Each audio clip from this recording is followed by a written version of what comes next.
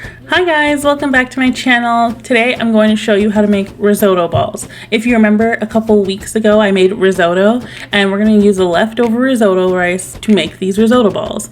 And it's super simple. You're going to take your chilled rice, divide it into 8 equal pieces, and dice up some cubes of Gruyere cheese.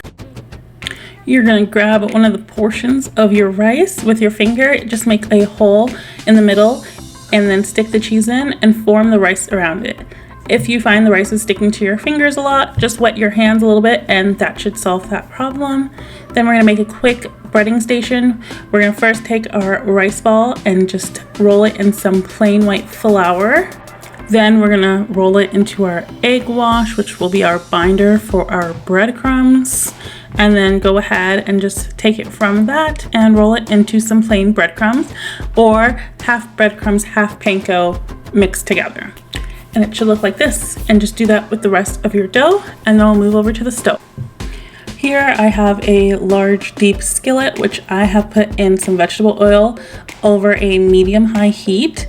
And then once the oil is heated through, we're just gonna add in our risotto balls.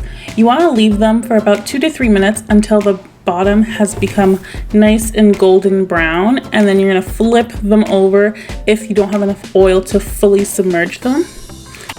And once done, transfer them to a plate lined with some paper towel to drain.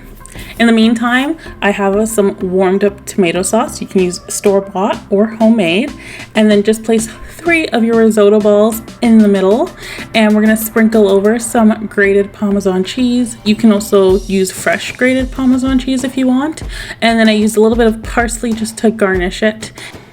This by far is one of my favorite recipes that I've made, and it came out so good. Let me know if you guys try it in the comments below. Subscribe for new videos every week. Hit the notification bell so you know every time I upload. And until next time, guys, bye!